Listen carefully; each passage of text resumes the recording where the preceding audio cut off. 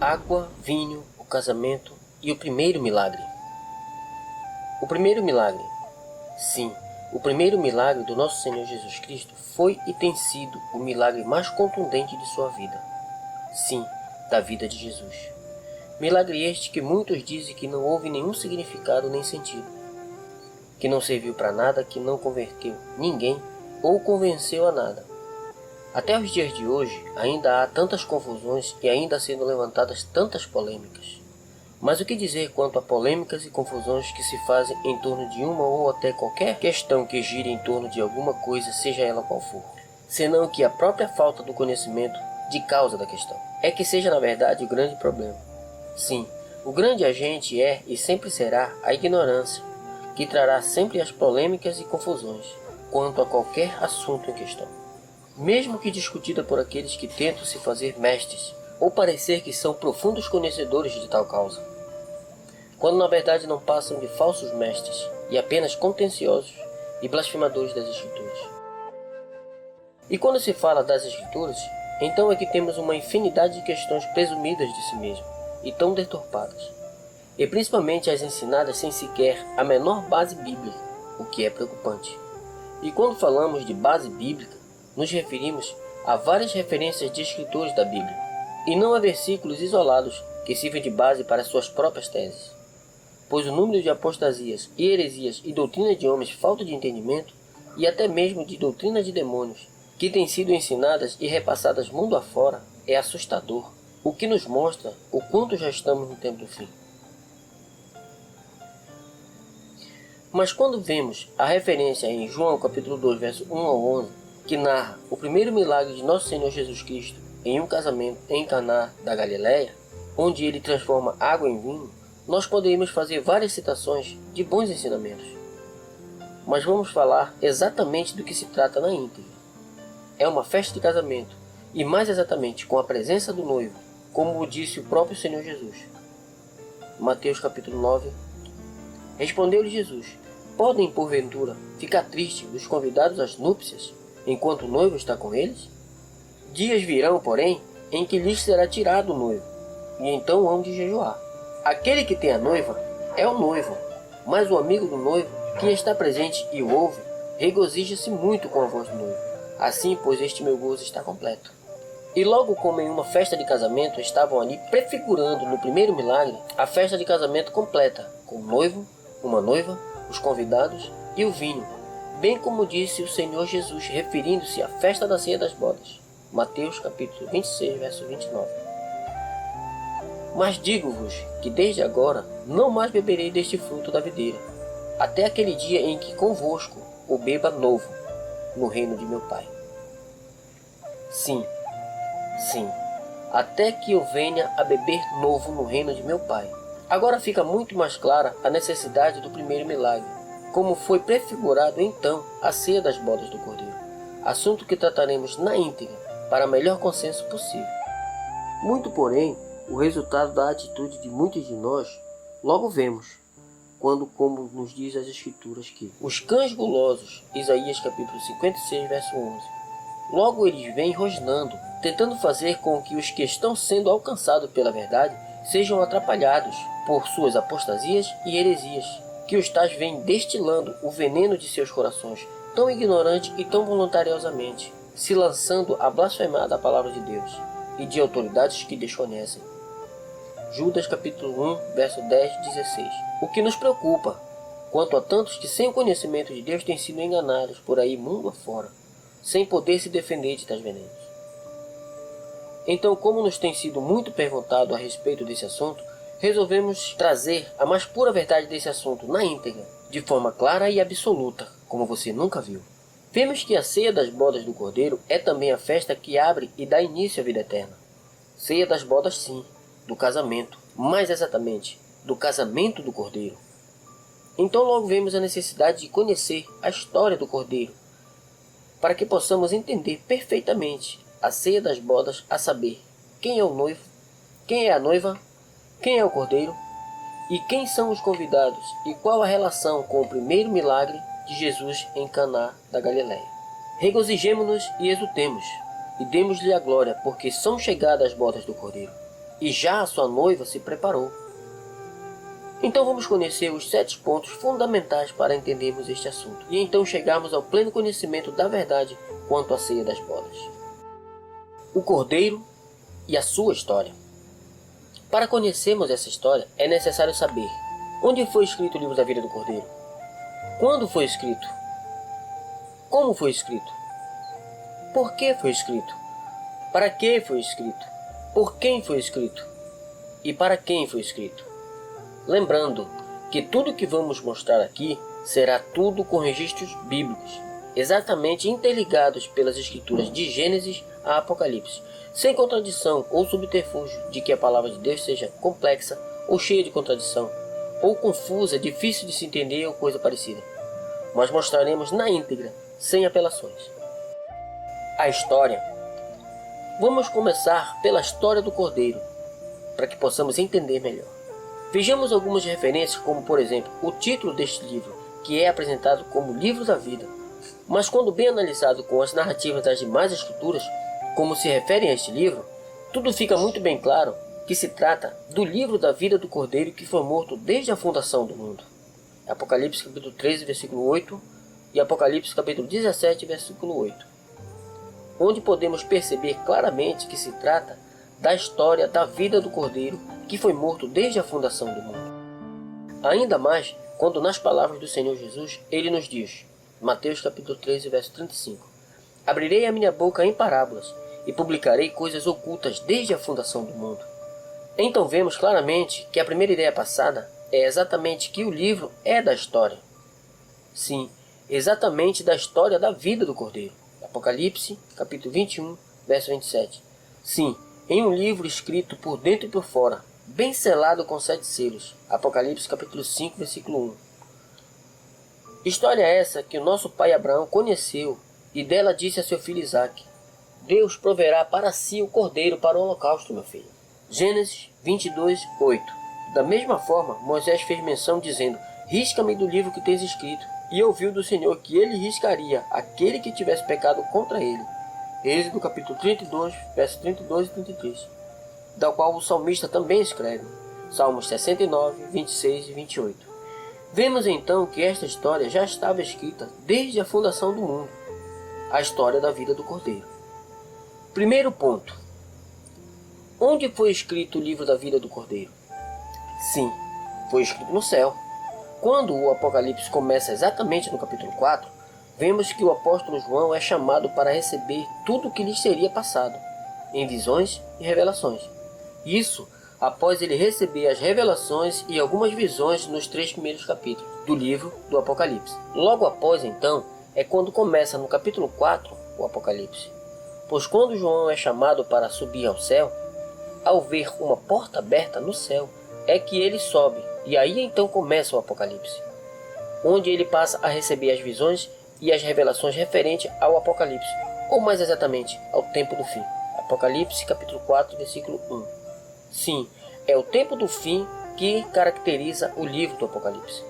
No céu, sim, no lugar de habitação do nosso Deus Todo-Poderoso, é que foi escrita essa história. Muito embora a toda a situação em que se encontrava a sua morada, sendo essa uma das razões pela qual havia a necessidade de escrever o livro da vida do Cordeiro. E ainda por que do Cordeiro morto desde a fundação do mundo. Razão também pela qual o livro ter sido escrito até mesmo por dentro e por fora. E por conta do que estava escrito neste livro, ele também foi selado com 7 selos, para que ninguém pudesse sequer ao menos olhar para ele, pois ele foi envolto pela glória do próprio Deus, e assim assentado no trono como o Pai. Pois quando se trata da vida do Cordeiro, significa que somente com a morte e a vitória absoluta pela ressurreição do próprio escritor, então é que ele poderia ser aberto, somente por aquele que venceu. O livro da vida do Cordeiro, exatamente, não se podia sequer olhar para ele, porque estava no trono do próprio Deus, como o Pai. Forma esta que se fazia necessária uma vez que o próprio Deus assumiria também a forma de filho, para que pudesse resgatar assim a sua dignidade pelo sacrifício do Cordeiro, quando o Senhor Deus se retirou para cumprir o que dizia respeito à vida do Cordeiro. João capítulo 1, verso 1.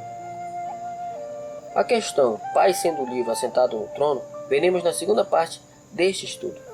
Segundo ponto: quando foi escrito? Segundo a própria expressão, Cordeiro morto desde a fundação do mundo, já podemos denotar que foi bem antes da fundação do mundo.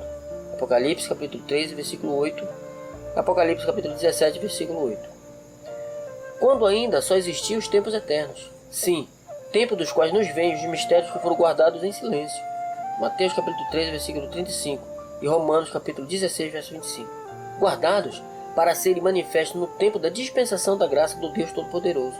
Sim, dispensação da multiforme graça, que é a mesma dispensação dos mistérios que estavam guardados desde os tempos eternos. Efésios capítulo 3, versos 7 ao 12 e 1 Pedro capítulo 4, versículo 10. Multiforme graça e dispensação dos mistérios veremos na segunda parte deste estudo. Só lembrando que graça de Deus não tem nada a ver com favor imerecido, como dizem por aí. É até bonitinho, mas sem nenhuma verdade, porque a palavra graça se refere à dispensação dos mistérios que estavam guardados em silêncio, em oculto desde os tempos eternos. Mistérios tais que só através dele poderíamos chegar ao pleno conhecimento da verdade. Terceiro ponto: como foi escrito? Foi escrito em um período terrível da vida do nosso Deus, quando ele teve a sua casa invadida pela guerra que houve no céu, quando Satanás, ou o diabo, e seus anjos batalhavam contra Miguel e seus anjos. Apocalipse capítulo 12, versículo 7. Até que o próprio Deus levantou-se do seu trono, porque ele se irou, e o furor da sua ira devastou o céu, derrubando suas cidades e as devastando. E por trevas pôs tudo ao redor de si no céu. 2 Samuel capítulo 22, verso 8 ao 17. Jeremias capítulo 4, verso 19 ao 28. E tudo na terra, e o homem da face da terra, e os que habitavam nela antes da queda de Satanás, os quais eram o seu povo. Isaías capítulo 14, verso 12 e 20. Mergulhando a terra em um profundo abismo e colocando seu espírito sobre a face das águas. Tudo isso em um momento, disse ele, com dores em seu coração, aflito por ver o alarido da guerra, e os próprios filhos se tornarem obtusos e já não sábios. Jeremias capítulo 4, versículo 19 ao 28. E assim foi o como ele escreveu o seu livro, sob a forma de sua ira. Por essa visão, entendemos o real motivo das descrições dos selos e das trombetas e das taças, onde se consuma a ira do nosso maravilhoso Deus. Deixando claro também que a história do Cordeiro tem toda a pertinência da história do nosso Deus. Sendo assim, entendemos claramente que a história do Cordeiro é escrita com base na história do próprio Deus. Quarto ponto: por que foi escrito? Agora vem a melhor parte desse assunto, quando vamos descobrir que o engano tem sido um câncer na mente e nos corações de muita gente que hoje tem suas mentes cauterizadas. 1 Timóteo capítulo 4, versículo 2 e Hebreus capítulo 10, verso 26. E os seus corações enrijecidos contra a verdade, ao ponto de rejeitarem mesmo que reconhecendo que seja a verdade, e o fazem voluntariamente. 2 Pedro capítulo 3, verso 5, Hebreus capítulo 10, verso 26, 31. E Hebreus capítulo 10, 26 ao 31. Ignoram, achando que o Senhor os poupará por alguma misericórdia, o que é impossível, porque ele vela sobre a sua palavra para cumprir. O porquê foi escrito, é claro, porque o Senhor Deus assumiu as responsabilidades dos feitos de Satanás, porque ele o havia criado, como selo da perfeição, e o ungiu com a unção estrela da manhã, lhe cobrindo de tantas autoridades, lhe constituindo um legislador para si, para que então regesse as nações do céu. Mas que deixou seu coração se encher de violência, e ele pecou. E por causa da sua iniquidade corrompeu a sua formosura e profanou seus santuários. E então o Senhor o lançou fora, tornando-o uma abominação diante de todos. Apocalipse capítulo 12, versículos 7 e 9. Jeremias capítulo 4, versos 19 e 28. 2 Samuel capítulo 22, 8, 17. Essas três referências nos mostram detalhes fundamentais da guerra levantada por Satanás no céu, até que o Senhor se irou e o furor da sua ira devastou tudo, do céu e da terra, manchando assim a dignidade de Deus. E para resgatar então a sua dignidade e a de sua casa, que foi manchada pela guerra, porque a sua casa também é o seu tabernáculo, ele precisou compor um beneplácito. Recomendamos vídeos como o Santuário e Tempos Eternos, para que ele pudesse cumprir todo esse resgate. E ainda em Ezequiel e Isaías, há narrativas que declaram como ele foi criado e como chegou a cair, e o resultado das suas perversidades. Ezequiel 28, 12 e 19, Isaías 14, 12 ao 20. E enfim, o porquê do Senhor escrever o livro da vida do Cordeiro, escrito por dentro e por fora, e bem selado com 7 selos. Apocalipse capítulo 5, 1 ao 5. Observação.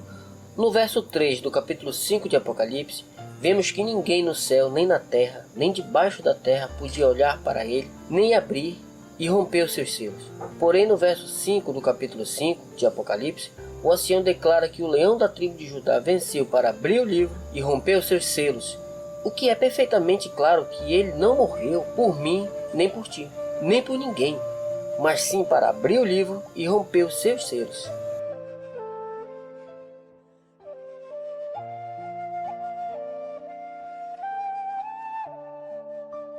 Quinto ponto. Para que foi escrito? Sim, é muito importante e pode até doer no que vamos descobrir no para que foi escrito esse livro. Mas exatamente, este livro foi escrito para que o Senhor resgatasse a sua dignidade, que até então tinha ficado manchada pelas obras de Satanás. Dignidade que tem o valor da vida e não pode ser pago com outro valor, senão com a própria vida. Daí o porquê, livro da vida do Cordeiro que foi morto desde a fundação do mundo. Porque para resgatar a sua dignidade, motivo exato pelo que foi escrito esse livro, era necessário morrer, e nada melhor do que como em um sacrifício, como o foi. Vejamos como está escrito em Apocalipse capítulo 5. Apocalipse capítulo 5, verso 1 ao 5. Vi na destra do que estava assentado sobre o trono um livro escrito por dentro e por fora, bem selado com 7 selos. Vi também um anjo forte, clamando com grande voz: quem é digno de abrir o livro e romper seus selos? E ninguém no céu, nem na terra, nem debaixo da terra podia abrir o livro, nem olhar para ele. E eu chorava muito, porque não fora achado ninguém digno de abrir o livro, nem de olhar para ele. E disse-me um dentre os anciões: não chores, eis que o leão da tribo de Judá, a raiz de Davi, venceu para abrir os livros e romper os seus 7 selos. É claro o fato que não havia ninguém no céu, nem na terra, nem debaixo da terra que pudesse abrir o livro, nem olhar para ele. O que caracteriza exatamente que o vencer de Jesus foi para abrir o livro e romper os seus 7 selos, não para salvar ninguém, ou que tenha morrido por alguém. Pois o fato de trazer segundo o seu propósito um plano de redenção para todos que nele crescem, o que não quer dizer que ele veio morrer por alguém, o que torna qualquer um culpado da sua morte, quando alguém quer afirmar que ele morreu por mim ou por ti, ou por todos. O que na verdade pensa assim, está disseminando a apostasia e doutrinas de demônios, e tornando-se culpado da sua morte. 1 Timóteo capítulo 4, versículo 2 ao 5. E ninguém mais além do próprio Deus podia cumprir o que ele mesmo escreveu. Logo, o livro da vida do Cordeiro passou a ser um testamento, já que garantiria a vida eterna a todo aquele que nele cresce. E vemos que, segundo as Escrituras, somente com a morte do testador é que teria força, o que só teria valor com a sua morte. Sim, com a morte do testador, como afirma as Escrituras. Vejamos, Hebreus 9, 16 e 17. Sim, tornou-se um testamento a partir do momento em que foi incluído o direito à vida eterna a todo aquele que nele cresce, conforme o seu propósito que ele fez no seu beneplácito, de ter nos feitos herança segundo a sua vontade, herança essa, da qual nos deu o Espírito Santo como garantia de ser verdade, como nos declara tão exatamente em Efésios capítulo 1, verso 1 ao 23. O que se faz necessário a morte do testador, além do que se tratava da sua própria dignidade, que ele precisava resgatar. Sexto ponto. Por quem foi escrito? Como bem já temos visto, se trata da história do próprio Deus, e não podia ser outro a escrevê-la. Sim, foi escrita pelo próprio Deus, para que ele mesmo pudesse, assim, cumprir sua própria vontade, o seu propósito que propôs em seu beneplácito. Efésios capítulo 1, 1 ao 23. Moisés também afirmou com muita clareza quando disse em um momento difícil seu para com o povo e o próprio Deus: agora, pois, perdoa o seu pecado, ou senão, risca-me do teu livro que tens escrito. Então disse o Senhor a Moisés: aquele que tiver pecado contra mim, a este riscarei do meu livro. Sétimo ponto. Para quem foi escrito? Daí então como se pode entender? João capítulo 1, verso 1, o que diz: no princípio era o Verbo, e o Verbo estava com Deus, e o Verbo era Deus. Ora, o que é isto? Que no princípio era o Verbo, ou que estava com Deus, ou ainda que era Deus, senão a realidade de para quem foi realmente escrito para cumprir. Quando a Escritura nos mostra a formação do santuário, ela nos apresenta exatamente um livro escrito por dentro e por fora, bem selado com 7 selos. E que livro seria esse, senão o livro da vida do Cordeiro que foi morto desde a fundação do mundo? Livro que fora chamado de o Verbo de Deus. 1 João capítulo 1, versículo 1. O que era desde o princípio, o que ouvimos, o que vimos com os nossos olhos, que contemplamos e as nossas mãos apalparam, a respeito do Verbo da vida. Apocalipse capítulo 19, versículo 13. Estava vestido de um manto salpicado de sangue. E o nome pelo qual se chama é o Verbo de Deus. Exatamente por se tratar da vida do Cordeiro, sim, daquele que haveria de cumprir o sacrifício que resgataria a sua dignidade e daria a todo aquele que nele cresce o direito à vida eterna. Logo este livro passa a ser referenciado como o Cordeiro nas escrituras proféticas, por se tratar da vida do Cordeiro. Em Apocalipse ele é chamado de Cordeiro. Vejamos se conseguimos alcançar a contração das conjugações do verbo 7 e 8 do capítulo 19 de Apocalipse. Regozijemo-nos e exultemos, e demos-lhe a glória, porque são chegadas as bodas do Cordeiro, e já a sua noiva se preparou. E foi-lhe permitido vestir-se de linho fino, resplandecente e puro, pois o linho fino são as obras justas dos santos. Quando vemos nestes versos que já são chegadas as bodas do Cordeiro, também diz que já a sua noiva se preparou.